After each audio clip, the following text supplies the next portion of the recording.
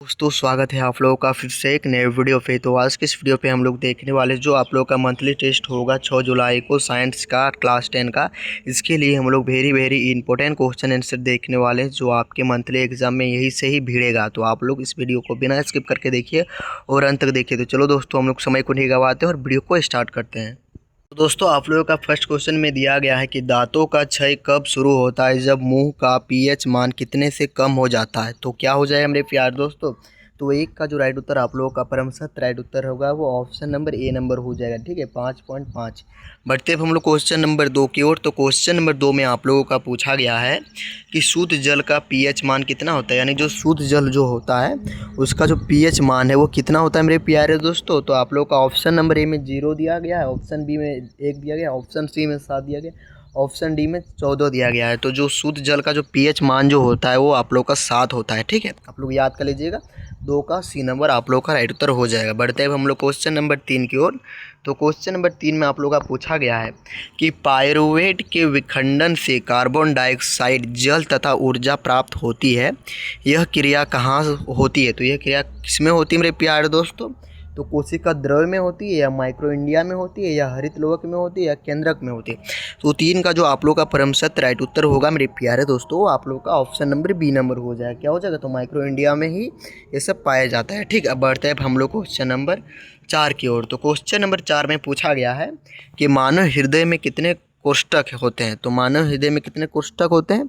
तो 2 होते हैं या 3 या 4 या 5। तो मानव हृदय में जो कोष्ठ का जो संख्या जो होता है वो आप लोगों का 4 होता है। ठीक है तो क्या हो जाएगा ऑप्शन नंबर क्या हो जाएगा। तो ऑप्शन नंबर सी आप लोगों का राइट उत्तर हो जाएगा।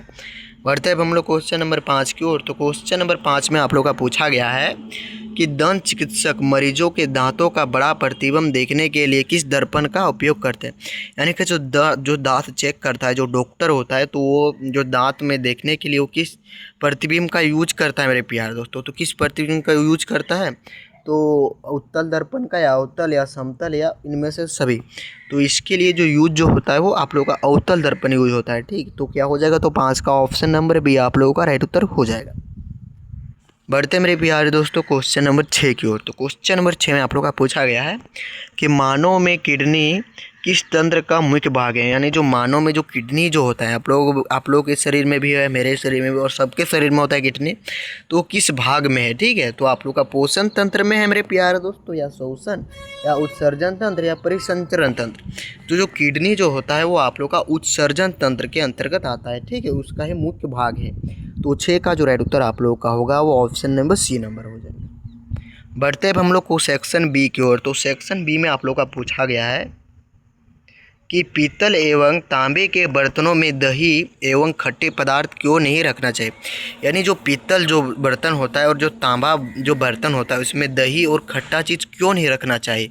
ये क्वेश्चन नंबर 7 में आप लोग का पूछा जा रहा है। ठीक है तो दही और खट्टे पदार्थों में अम्ल होता है और आप लोग अम्ल पढ़े होंगे क्लास 10 में।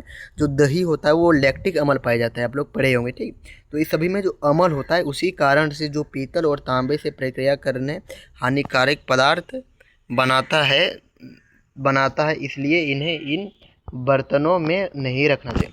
मतलब जो इन दोनों बर्तनों में हम लोग किसी भी खट्टा चीज़ रखेंगे तो वो चीज़ हमारे शरीर के लिए भी बहुत ही ज़्यादा हानिकारक है। ठीक है इसलिए इस चीज़ में नहीं रखा जाता है। ठीक मेरे प्यारे दोस्तों क्योंकि खट्टे चीज़ इसमें नहीं लगाया जाता है क्योंकि इसमें अम्ल होता है। ठीक बढ़ते हैं अब हम लोग क्वेश्चन नंबर 8 की ओर। तो क्वेश्चन नंबर 8 में आप लोग का पूछा गया है कि पाचक एंजाइमों का क्या कार्य है। यानी जो पाचक तंत्र है तो उसका क्या कार्य है। ठीक है तो पाचक एंजाइम भोजन को छोटे छोटे और सरल पदार्थों में बदलती है। हम लोग जो भोजन करते हैं तो भोजन तो ऐसे बड़ा नहीं होता उसको छोटे छोटे कट होता है। ठीक है मतलब बढ़िया से वो पचता है। ठीक ताकि शरीर उसे आसानी से पचा और अवशोषित कर सके। ठीक है समझ में आ रहा है मेरे प्यारे दोस्तों। और आप लोगों को प्लीज़ आप लोग न्यू है तो सब्सक्राइब कर लीजिए। ठीक है ताकि मैं आप लोगों के फाइनल एग्ज़ाम के लिए चाहे वो मंथली एग्ज़ाम के लिए मैं आप लोगों को बहुत ही ज़्यादा हेल्प करूंगा। ठीक है बस आप लोग सपोर्ट कीजिए और आप लोग कमेंट कीजिए कि हाँ मैं सपोर्ट करूंगा। बढ़ते हैं अब हम लोग क्वेश्चन नंबर 9 कि वास्तविक प्रतिबिंब और आभासी प्रतिबिंब में क्या अंतर है।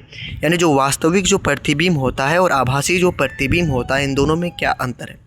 तो देखिए मेरे प्यारे दोस्तों वास्तविक प्रतिबिंब पर्दे पर प्राप्त किया जाता है। ठीक जो वास्तविक प्रतिबिंब जो होता है वो पर्दे पर प्राप्त किया जा सकता है। यानी आप लोग पर्दा देखे होंगे या टीवी देखे होंगे तो उसमें प्राप्त देखे होंगे, ठीक। जबकि आभासी प्रतिबिंब पर्दे पर प्राप्त नहीं किया जा सकता है। वास्तविक प्रतिबिंब उल्टा होता है और जो आप लोग का वास्तविक प्रतिबिंब जो होता है वो उल्टा होता है, जबकि आभासी प्रतिबिंब जो होता है वो सीधा होता है। ध्यान देना है, वास्तविक प्रतिबिंब क्या होता है तो उल्टा होता है, जबकि आभासी प्रतिबिंब क्या होता है सीधा होता है। याद करना। क्वेश्चन नंबर बढ़ते हैं हम लोग 10 नंबर के कि हमारे अमाशय में अमल की क्या भूमिका है।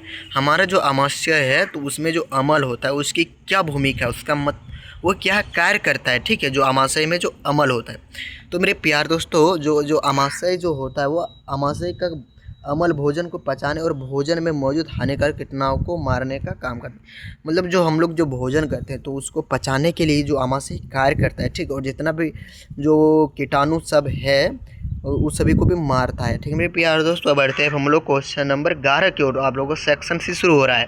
तो सेक्शन सी में आप लोगों का पूछा गया है कि वायु शोषण और वायु संसर्ग में 3 अंतर स्पष्ट कीजिए। मतलब इसमें से हम लोग को 3 अंतर आप लोग को स्पष्ट करना है।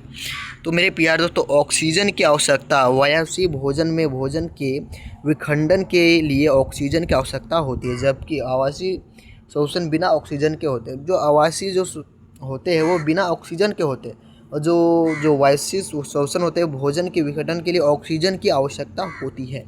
अब ऊर्जा की मात्रा, तो वायवीय शोषण में अधिक मात्रा में ऊर्जा होता है। जो वायवीय जो शोषण होता है इसमें जो ऊर्जा होता है वो अधिक मात्रा में होता है, जबकि अवायवीय जो शोषण होता है इसमें कम ऊर्जा में, मतलब कम मात्रा में ऊर्जा होती है, ठीक। और अंतिम उत्पाद कि वायवीय शोषण में ग्लूकोज का पूर्ण विघटन होकर कार्बन डाइऑक्साइड और जल बनते हैं, जबकि अवायवीय शोषण में ग्लूकोज का अपूर्ण विघटन होकर अल्कोहल या लैक्टिक अम्ल बनाता है, ठीक है। बढ़ते हैं 12 नंबर की कि अवतल दर्पण के कोई 3 प्रमुख उपयोग लिखे। जो अवतल दर्पण जो होता है उसमें क्या क्या यूज होता है, ठीक। अवतल मतलब उत्तल दर्पण से तो आप लोगों को 3 बताना है। तो वाहनों के हेडलाइट और टॉर्च में जो तेज प्रकाश की किरणें बनाते हैं, ठीक। और आप लोग वाहन देखते होंगे तो वाहन में जो हेडलाइट जो होता है वो आप लोगों का अवतल दर्पण होता है, ठीक। ठीक है प्यार दोस्तों। और आप लोग टॉर्च देखे होंगे तो जो टॉर्च का जो प्रकाश जो निकलता है ना, तो आप लोग देखे ही होंगे। तो वो उसको हम लोग क्या करते हैं, जैसे हम लोग टॉर्च मारते हैं किसी भी दीवार पे मारते हैं तो वहाँ पर दिखता है कि नहीं, तो उसी को हम लोग क्या कहते हैं, तो उसको हम लोग अवतल दर्पण कहते हैं। बढ़ते हैं हम लोग इसका जो अब शेविंग और मेकअप करने वाले दर्पण में बड़ा और साफ प्रतिबिंब देखने के। और आप लोग कभी शेविंग करते या दाढ़ी बनाते या किसी भी चीज़ का कोई यूज करता है, ठीक। आप महिलाओं को देखते होंगे ऐनक पे देखती होगी, ठीक। तो मेरे प्यारे दोस्तों इसी को हम लोग देखते हैं ना, वो बड़ा सा शीशा होता है तो उसको हम लोग जो कहते हैं उसको हम लोग अवतल दर्पण कहते हैं, ठीक है। और दांतों की जांच के लिए डॉक्टर दंत चिकित्सक द्वारा बड़ा प्रतिबिंब देखने के लिए। और देखिए मेरे प्यारे दोस्तों, आप लोगों का इसमें दिया गया है कि जो दांत जो चेक करता है मेरे प्यारे दोस्तों, जो डॉक्टर चेक करता है तो देखने के लिए वो किस चीज़ का यूज करता है, तो किसी भी चीज़ को बड़ा देखने के लिए हम लोग क्या करते हैं तो अवतल दर्पण का यूज करते हैं, ठीक है। तो मेरे प्यारे दोस्तों ये वीडियो को आप लोग को अच्छा लगा तो लाइक कीजिएगा, कमेंट कीजिएगा, सब्सक्राइब कीजिएगा, ठीक है, ताकि मैं आप लोग को इसी प्रकार सपोर्ट कर सकूँ, ठीक है। और दोस्तों आप लोग ज़्यादा से ज़्यादा सपोर्ट दिखाइए, ठीक है। मैं आप लोगों के लिए जब इतना मेहनत करता हूँ तो जय हिंद, वंदे मातरम।